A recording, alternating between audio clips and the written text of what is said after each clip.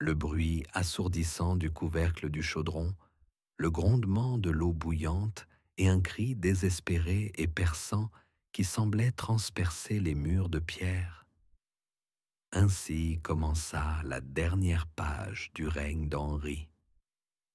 Ceux qui se trouvaient le plus près ont raconté plus tard que l'odeur était insupportable dès les premiers instants et que la peau du roi s'était mise à cloquer dès que son corps avait touché l'eau bouillante.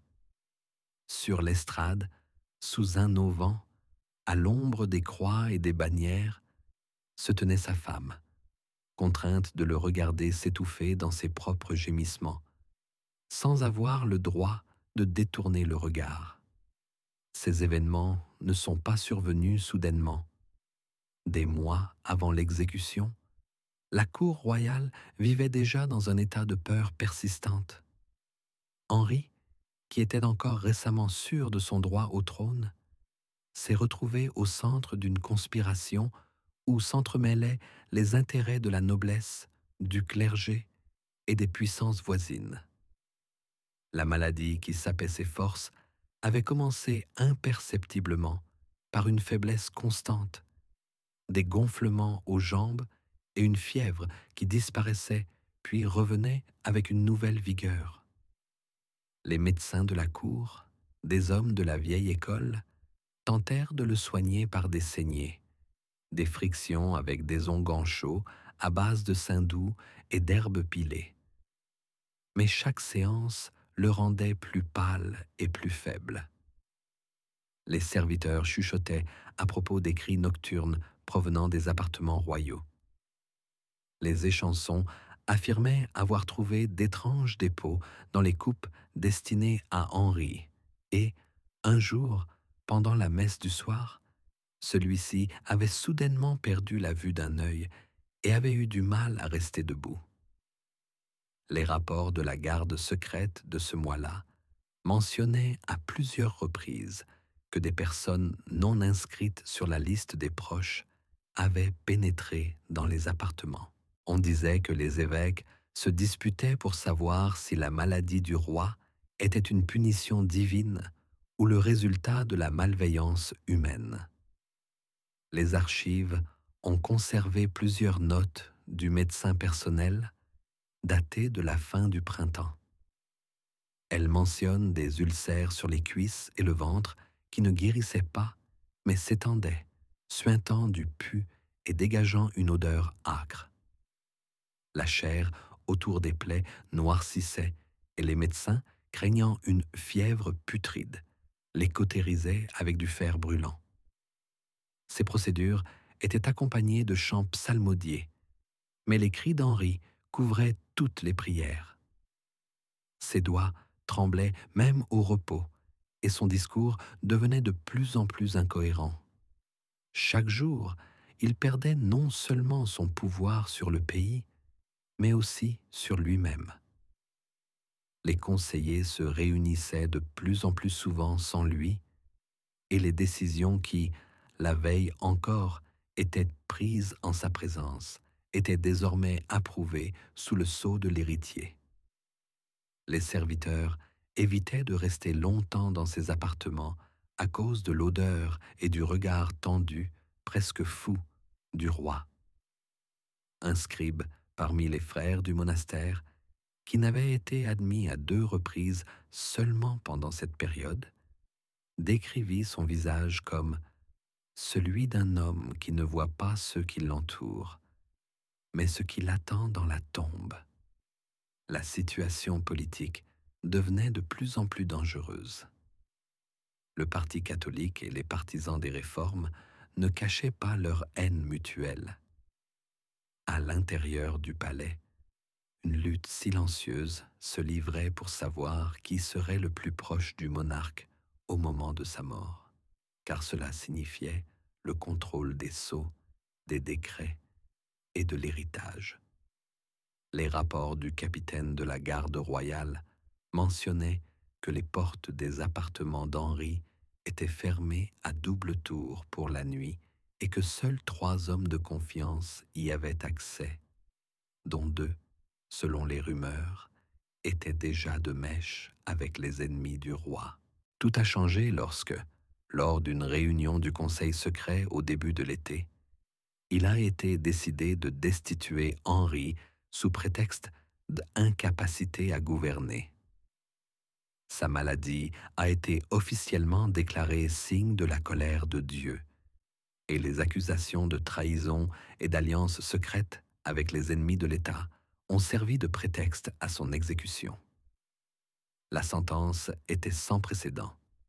Il fut décidé de l'exécuter à l'ancienne, en déshonorant non seulement son corps, mais aussi sa mémoire. L'épouse d'Henri, qui avait d'abord tenté d'obtenir une réduction de peine, reçut l'ordre de se présenter à l'exécution. Refuser aurait signifié être accusé de complicité. Les prêtres envoyés auprès du roi, la veille, ont noté dans leurs notes qu'il pouvait à peine parler, mais que ses yeux brûlaient de rage. Il a refusé de se confesser, déclarant que ses péchés étaient moindres que ceux de ceux qui se tenaient à la porte.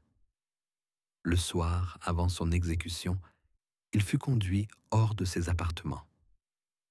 Les serviteurs qui portaient la civière racontèrent qu'ils sentaient sous les draps une chaleur semblable à celle du métal brûlant. Il marchait lentement, car le corps du roi était recouvert de bandages humides et chaque secousse provoquait des gémissements étouffés.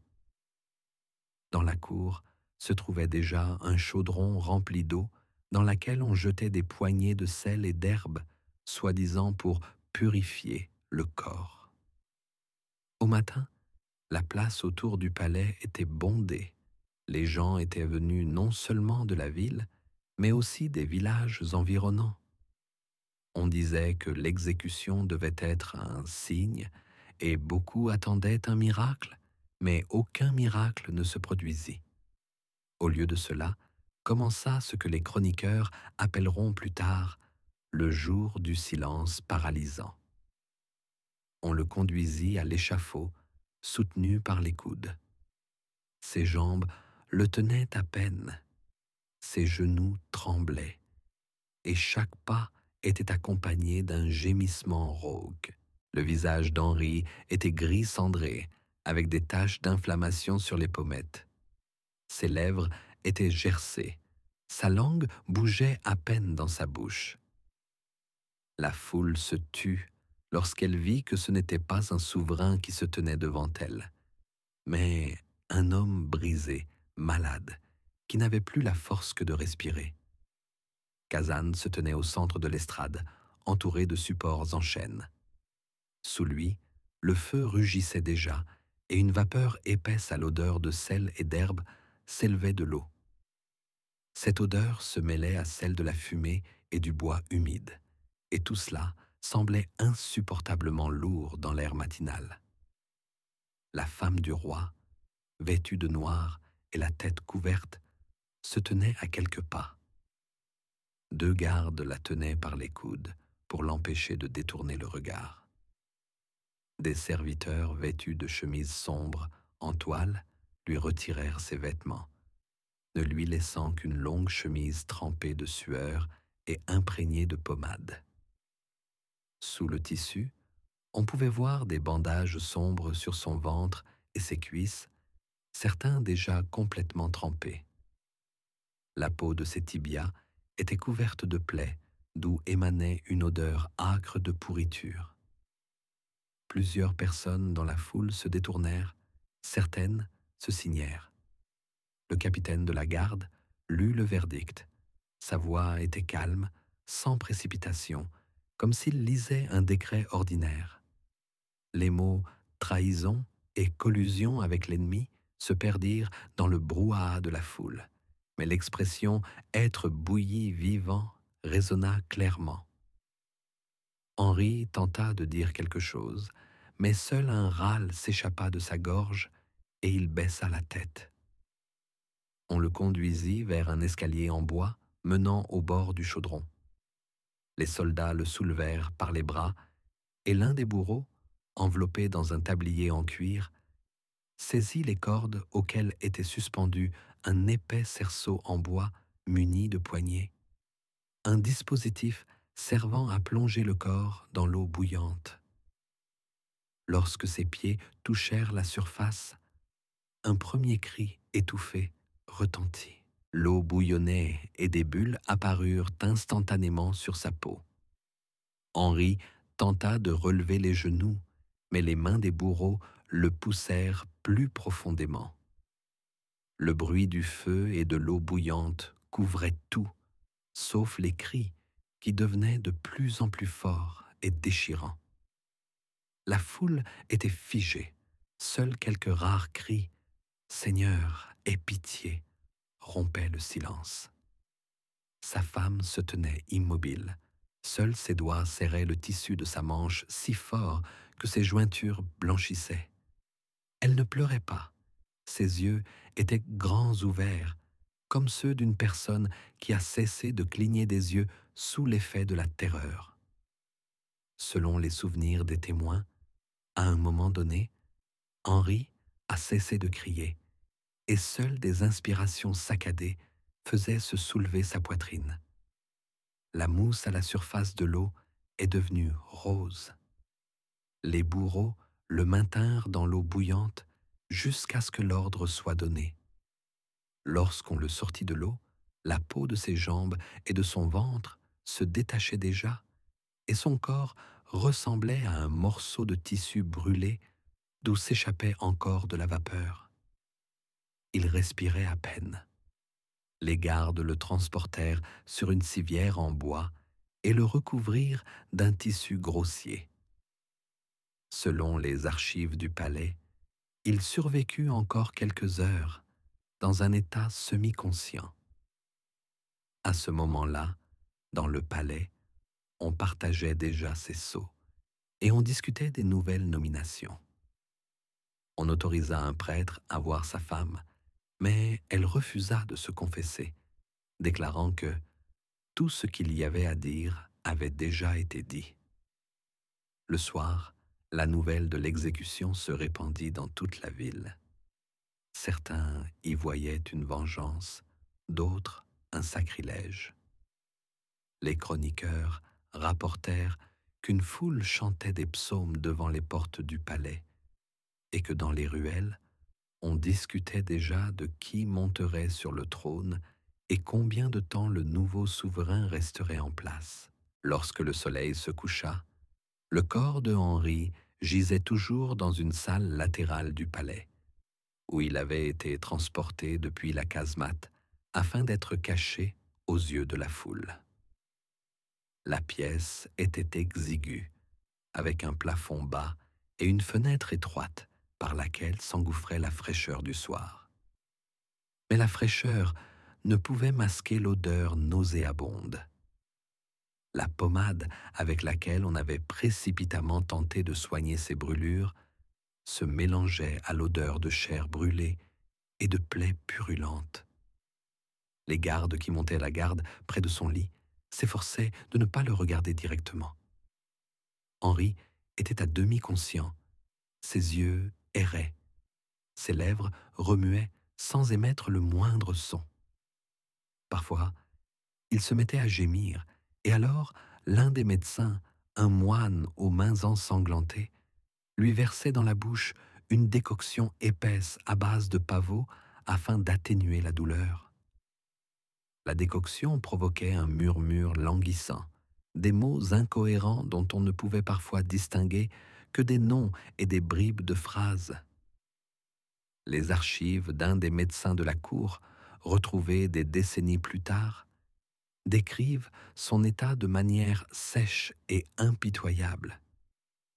La peau de la partie inférieure du corps se détachait de la chair par couches. Les cloques s'ouvraient, laissant échapper un liquide sombre à l'odeur âcre. Son pouls était à peine perceptible. Sa respiration était superficielle, avec de rares soupirs profonds, suivis d'une longue pause. Dans les couloirs du palais, on négociait déjà l'avenir. L'héritier, soutenu par une partie de l'ancienne noblesse, exigeait le transfert immédiat du pouvoir entre ses mains, affirmant que Henri était en fait mort. Ses adversaires insistaient pour attendre son dernier souffle, non par respect, mais pour avoir le temps de s'emparer des sceaux et de réécrire les décrets. Le capitaine de la garde du palais ordonna de doubler la garde dans la salle latérale et de n'y laisser entrer personne, à l'exception des médecins et de sa femme. Sa femme, cependant, n'est pas entrée dans sa chambre. Après l'exécution matinale, elle s'est enfermée dans ses appartements et, selon les servantes, est restée immobile devant une icône, sans toucher à la nourriture ni à l'eau. Un prêtre a réussi à la voir une seule fois, mais la conversation a été brève. La rumeur selon laquelle elle avait maudit les conseillers qui l'avaient forcée à assister à l'exécution se répandit rapidement dans le palais. Vers minuit, la respiration d'Henri devint plus calme. Ses lèvres étaient gercées et ses yeux secs et troubles. Il ne reconnaissait plus ceux qui l'entouraient. L'un des médecins, un jeune élève de l'école du monastère, écrivit dans son journal « Je l'ai vu avaler avec difficulté, comme si chaque bouffée d'air lui coupait la gorge.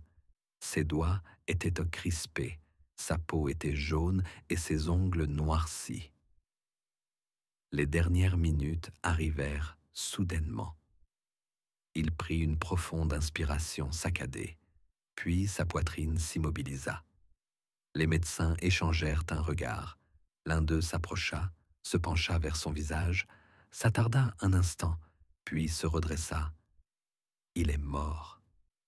Les gardes se signèrent, mais leurs visages restèrent impassibles. La mort n'avait pas résolu les problèmes, elle les avait seulement exacerbés. Il fallait sortir le corps en secret pour éviter des émeutes. Pour cela, on choisit un couloir désert menant à une sortie de service. 4 serviteurs soulevèrent la civière, mais dès les premiers pas, l'odeur devint insupportable. Même les chiffons noués à la hâte sur leur visage ne les aidaient pas. Les brûlures causées par l'eau bouillante se sont rapidement nécrosées et le tissu qui enveloppait ses cuisses et son ventre s'est imprégné d'un liquide purulent. Dans le sous-sol du palais où il avait été descendu, les préparatifs pour l'embaumement ont commencé. Selon les règles de l'époque, le corps du souverain devait être conservé pour être exposé pendant plusieurs jours. Mais les médecins comprirent immédiatement que la tâche était presque impossible. La peau de la partie inférieure du corps se détachait déjà et les tissus internes commençaient à se décomposer. Les remèdes habituels, cire, huile parfumée, myrte broyée, ne pouvaient masquer l'odeur. L'autopsie révéla que les poumons étaient partiellement décomposés et qu'un liquide nauséabond s'était accumulé dans l'abdomen. Il fut décidé de recourir à une mesure extrême. Remplir abondamment la cavité de vin fort et de résine, puis la recoudre avec du fil grossier. Le visage fut recouvert d'un tissu épais, imbibé de vinaigre. On l'habilla pour l'enterrement, avec des vêtements superposés et des draps de lin roulés afin de dissimuler les irrégularités. Pendant ce temps, des réunions avaient déjà lieu dans les salles à l'étage. Les rumeurs sur sa mort atroce se répandirent dans toute la ville. Pour certains, il était un tyran et son exécution était considérée comme un châtiment divin. Pour d'autres, il était un roi légitime, victime d'un complot. Des prédicateurs apparurent dans les rues, criant que ceux qui l'avaient fait bouillir vivant seraient eux-mêmes bouillis en enfer. Les ambassadeurs étrangers présents dans la capitale envoyèrent en urgence des messagers avec des rapports. L'ambassadeur du royaume du Nord écrivait « Le palais est en proie à une fièvre froide. Ceux qui portaient hier encore l'emblème d'Henri l'enlèvent aujourd'hui de leurs épaules. Sa mort n'apportera pas la paix. mais la tempête. Au petit matin, le corps était prêt à être emporté. On choisit un moment calme lorsque les rues étaient désertes. Accompagné de gardes et de moines, le cercueil fut transporté par la porte arrière. Aucune cloche ne sonna, car la mort du roi n'avait pas encore été officiellement annoncée. Il fut déposé dans la chapelle du monastère où l'on devait attendre les ordres du nouveau souverain. Mais le retard dans l'annonce officielle ne fit qu'aggraver le chaos. Dans différents quartiers de la capitale, des envoyés du conseil autoproclamés ont commencé à apparaître, annonçant leur version des faits. Certains disaient que le roi avait été tué par ses ennemis, d'autres qu'il était mort de maladie, d'autres encore qu'il était vivant et caché. Cela alimentait les craintes et poussait à l'émeute. La nuit, alors que la ville ignorait encore que son souverain gisait dans la chapelle du monastère, fut plus longue que d'habitude. Les gardes aux portes du palais se relayaient plus souvent que d'habitude. Dans les couloirs, on entendait le bruissement des capes et le bruit des pas de personnes qui s'efforçaient de ne pas faire claquer leurs talons. À l'aube, lorsque la brume recouvrit d'un mince voile la place déserte, les conseillers se réunirent dans une petite pièce sans fenêtre. Ils parlaient à voix basse, comme s'ils craignaient que les murs leur renvoient l'écho de leurs paroles. Ils décidèrent d'annoncer la mort à midi et d'organiser une prière pour le repos de l'âme le soir même. C'était ce qu'exigeait la forme, mais tous n'étaient pas prêts à se plier à la forme. Une partie de la noblesse insistait pour que le nom du nouveau souverain soit annoncé immédiatement, sans pause. L'autre exigeait un délai, ne serait-ce qu'un jour, afin de formaliser légalement la transmission des sceaux, de confirmer la répartition des fonctions et de consigner les promesses faites à ceux qui avaient apporté leur aide pendant ces semaines troublées. Les habitants de la ville apprirent la vérité avant midi. Un serviteur du monastère, envoyé chercher des bougies et des chiffons, se trahit auprès d'une marchande au coin de la rue, et en quelques heures, on discutait déjà sur les marchés de l'endroit où se trouvait le corps. À midi, il fallut fermer les portes de la chapelle pour empêcher la foule de voir le défunt. Les prêtres ont allumé des encensoirs qui dégageaient une épaisse fumée de résine et de myrrhe. Mais cette odeur ne masquait pas une autre odeur, lourde et distincte. Le gardien a noté dans son carnet qu'à la mi-journée, au moins 3 femmes s'étaient évanouies devant les portes de la chapelle et que 2 hommes étaient sortis, la bouche couverte d'un mouchoir, pâles comme des linges. Le corps fut préparé comme on savait le faire. Le visage fut recouvert d'un tissu épais, imbibé de vinaigre. La cavité thoracique fut remplie de torches imbibées de vin. Dans l'abdomen, on plaça des rouleaux de lin imbibés de résine. Les mains furent croisées sur le ventre et maintenues en place par de fines lanières sous les manches des vêtements afin qu'elles ne s'écartent pas. Les jambes ont été enveloppées de longues bandes de tissu, sur lesquelles on a enfilé des bas richement brodés. Un large col a été placé autour du cou pour cacher les taches sombres. L'odeur n'était pas celle d'encens, mais celle d'une cave d'hôpital, aussi forte que celle d'une cave humide sans fenêtre. Le jeune moine, chargé de surveiller les bougies, nota le soir. Il essuyait la sueur de son visage plus souvent qu'il ne redressait les mèches, et chaque fois qu'il entrait, il retenait son souffle comme avant une plongée. Sa femme fut conduite à la chapelle au coucher du soleil. Elle marchait lentement, sans lever les yeux. Son visage était livide, ses mains cachées dans de larges manches. Le prêtre lui proposa doucement de prier, mais elle ne répondit pas. Elle regarda quelques instants le visage figé à travers le tissu humide et demanda tout aussi doucement: Quand le rendront-ils à la terre? Le prêtre recula d'un pas et répondit que les funérailles auraient lieu après les adieux officiels. Elle ne pleura pas. Elle dit seulement que tout cela se termine vite. En sortant de la chapelle, elle ne retourna pas au palais. On la conduisit dans la maison où vivaient auparavant des parentes veuves de la noblesse, afin que la foule et les regards étrangers ne puissent deviner son état. Pendant ce temps, le conseil débattait de la cérémonie des adieux. Certains insistaient pour une procession publique afin de montrer au peuple la puissance du pouvoir. D'autres s'y opposaient catégoriquement. Le corps ne résisterait pas à un long voyage et à un spectacle en plein air. Les médecins confirmèrent cette dernière opinion. Le plus âgé d'entre eux parlait calmement, les yeux fixés au sol.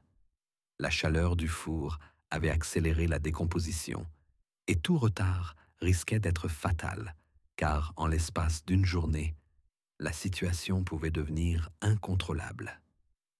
Il proposa d'exposer le corps dans la grande salle du palais pour une seule soirée, les fenêtres fermées, avec de nombreuses bougies et encensoirs, de laisser entrer les gens à tour de rôle, par petits groupes, et de garder à proximité des moines munis de vinaigre.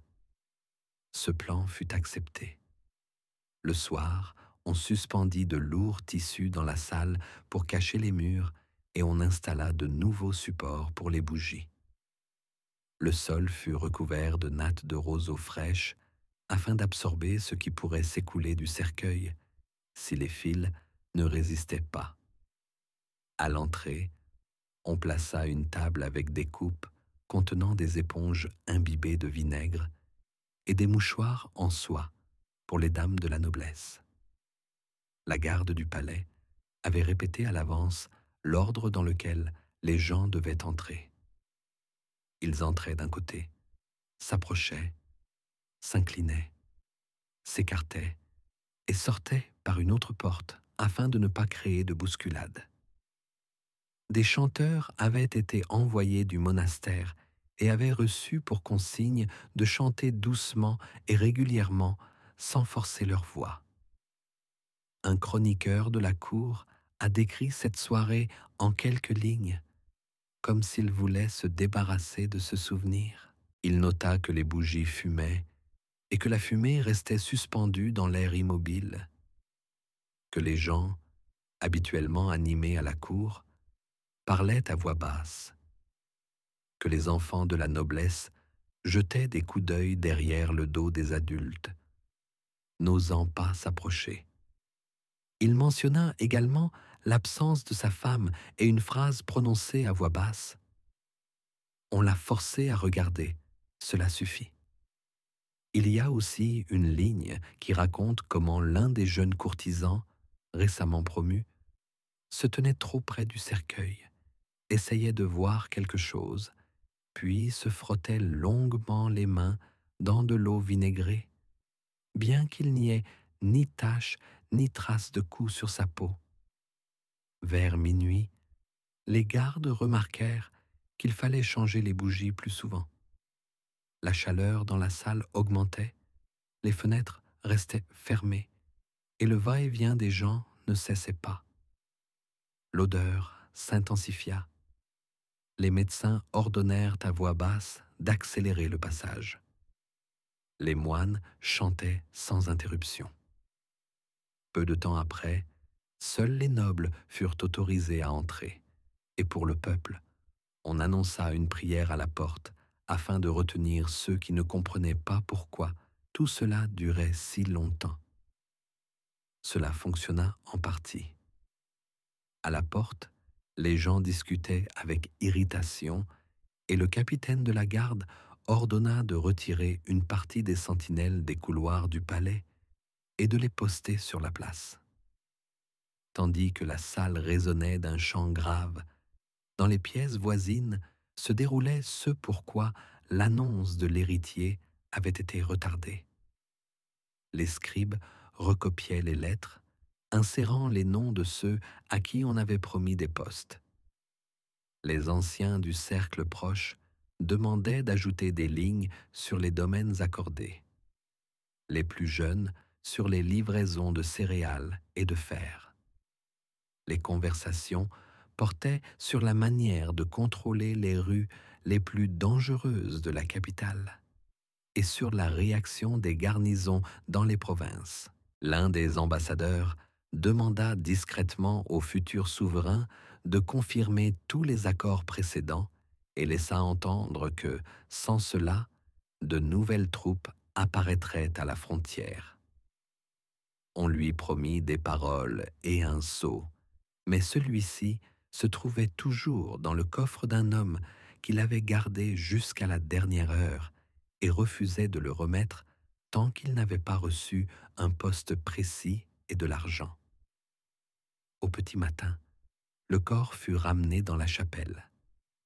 La salle fut aérée, les roseaux du sol furent brûlés dans la cour, les encensoirs furent emportés comme on emporte des coffres vides après un déménagement.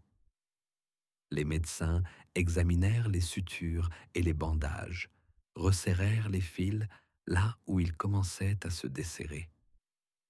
L'un des jeunes apprentis demanda à voix basse s'il ne valait pas mieux hâter l'enterrement.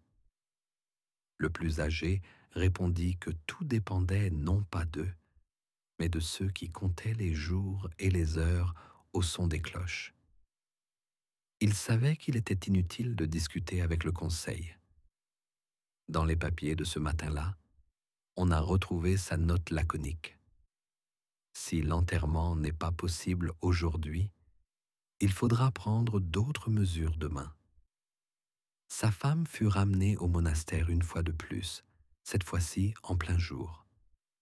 Elle passa devant les gardes, d'un pas lent et régulier.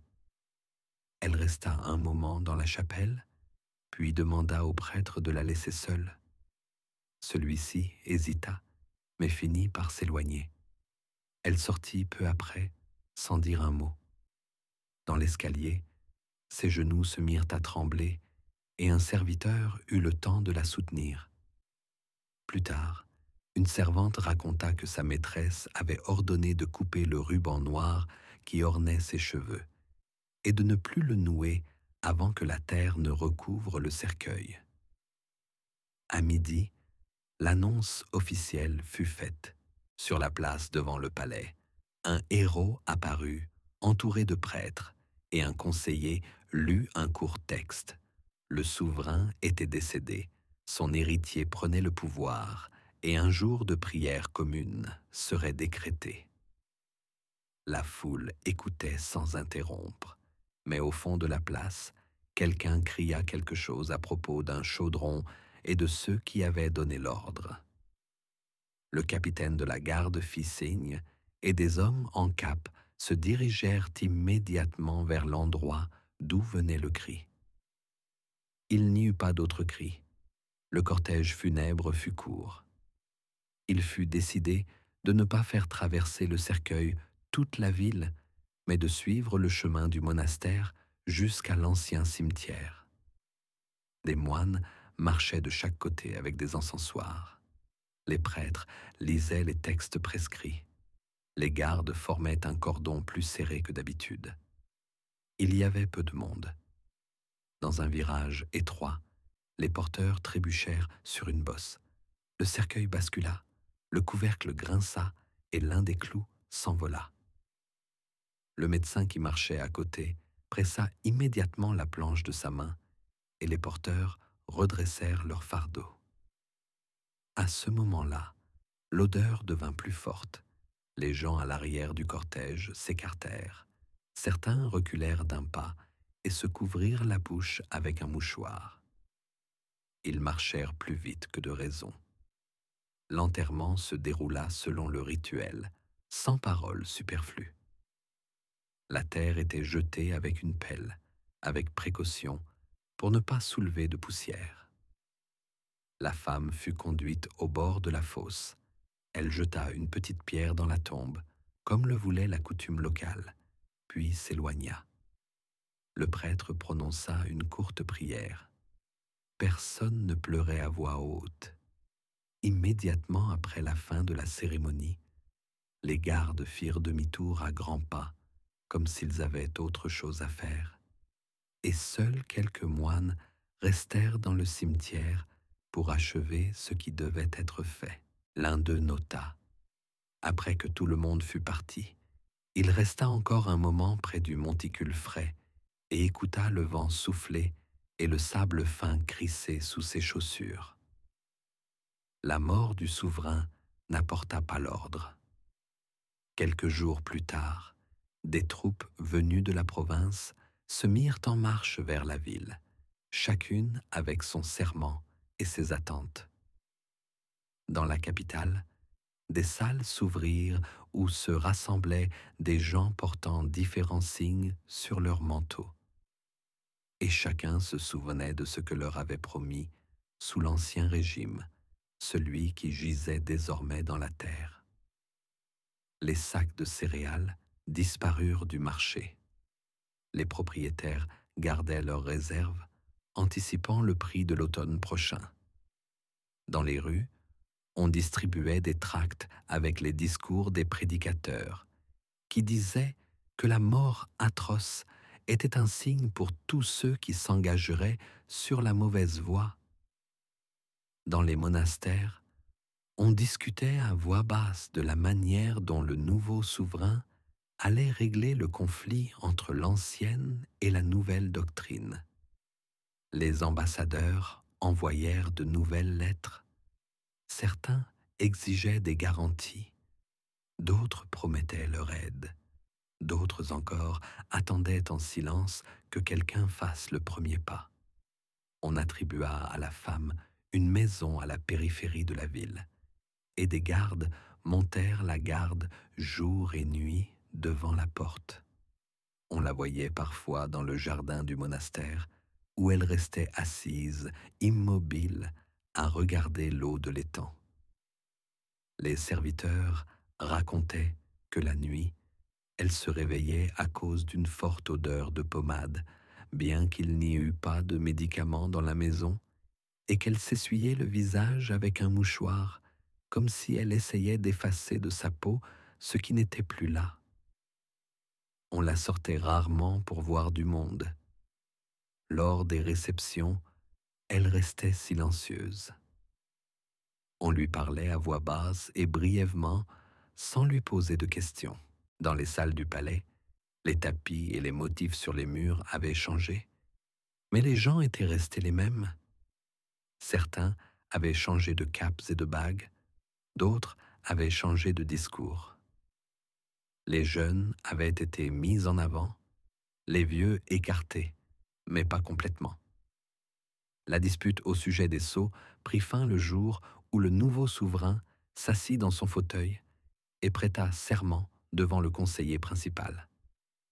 Depuis lors, les sceaux reposaient dans un autre coffret. Le même jour, il fut annoncé que l'exécution était légale et juste et que le nouveau pouvoir ne tolérerait ni trouble ni dissension. Les citadins écoutaient en silence. Le silence était dû moins à l'assentiment qu'à la fatigue. Ils avaient vu la salle d'exécution, la fumée épaisse et les porteurs qui avaient failli laisser tomber le cercueil. Peu après, l'un des médecins les plus âgés rédigea un petit traité dans lequel, sans nommer de nom, il décrivait les brûlures et la décomposition rapide du souverain gravement malade. Il écrivait sobrement: chez une personne présentant des ulcères et une nécrose des tissus mous, l'eau chaude provoque une décomposition soudaine des couches externes et internes. Une intoxication grave est la mort, même si la respiration se maintient pendant un court laps de temps. Il ajouta que l'odeur était un signe précis du malheur imminent qu'il était impossible d'arrêter ni avec des herbes, ni avec du vin, ni avec de la résine. Cet ouvrage circulait de main en main et était lu par tous ceux qui avaient affaire à des malades. Certains ont noté dans la marge des prières, d'autres la quantité de tissu nécessaire pour les bandages s'il fallait cacher ce qui ne devait pas être montré. Les notes secrètes du capitaine de la garde, découvertes après sa mort, sont plus directes. Il écrit que l'ordre d'exécution a été signé par 3 personnes et que 2 d'entre elles ont exigé le soir même de nouvelles possessions. Il écrit que la ville ne peut être tenue par des mots, mais par le pain et l'acier. Il écrit que la femme qu'on a forcée à regarder n'a pas prononcé un seul juron, mais que son silence est plus lourd que des phrases retentissantes. Il n'y a pas de poésie dans ces mots, seulement la ligne droite d'un service ordinaire dans lequel les gens enlèvent ce qui gêne le passage et mettent de nouveaux verrous aux portes. Au cours des semaines suivantes, les drapeaux ont changé dans la capitale. D'autres prédicateurs ont commencé à prendre la parole sur les places. Les tribunaux ont été saisis des affaires de ceux qui, hier encore, se réjouissaient à voix basse de l'exécution et qui se retrouvaient aujourd'hui à l'endroit où l'on emmène sans bruit. À la frontière, des patrouilles à cheval des voisins passaient pour vérifier la force des nouveaux ordres. Sur les marchés, les vendeurs s'étaient habitués au nouvel ordre. Une partie des revenus allait là où elle allait auparavant, une partie dans de nouvelles poches. Dans les maisons des nobles, on a décroché certains portraits pour en accrocher d'autres. Le profil a changé sur les pièces de monnaie. Tout cela s'est passé sans cri, comme on change les bandes de tissu sur une longue table. On tire l'une, on en pose une autre par-dessus, et on la fixe. La ville n'avait pas oublié la chaudière. Les enfants se demandaient si l'eau bouillait vraiment plus longtemps quand on y ajoutait du sel. Les femmes mêlaient leurs conversations de naissance et de mort. Les hommes, lors des banquets, buvaient pour que chacun ait la chance de se rapprocher de l'imprimerie et pour qu'un jour, ils ne le regrettent pas. Les moines priaient pour l'humilité, mais eux aussi se disputaient parfois pour savoir à qui appartenait la vérité, à ceux qui cuisinaient ou à ceux qui regardaient. Il n'y avait pas de réponse. Il n'y avait que le souvenir immuable et durable des volutes de fumée qui s'élevaient au-dessus des bougies humides et du brouhaha de la foule à l'extérieur qui se noyait dans l'air étouffant de la salle. Ainsi s'achevèrent les semaines et les mois où la maladie, la peur et le calcul marchaient main dans la main et ne cédaient pas le pas les uns aux autres. Le corps fut rendu à la terre, mais l'esprit du pouvoir, dont on s'était disputé la possession de son vivant, resta en haut, entre les mains de ceux qui ne se tenaient pas devant la marmite, mais à la table couverte de papier. Cela n'apporta pas la paix. Cela ne signifiait qu'une chose: le nouvel ordre serait aussi dur que l'ancien, et il y aurait toujours une place pour ceux qui lisent à voix basse, signe d'une main sûre, et gardent le silence là où les autres crient.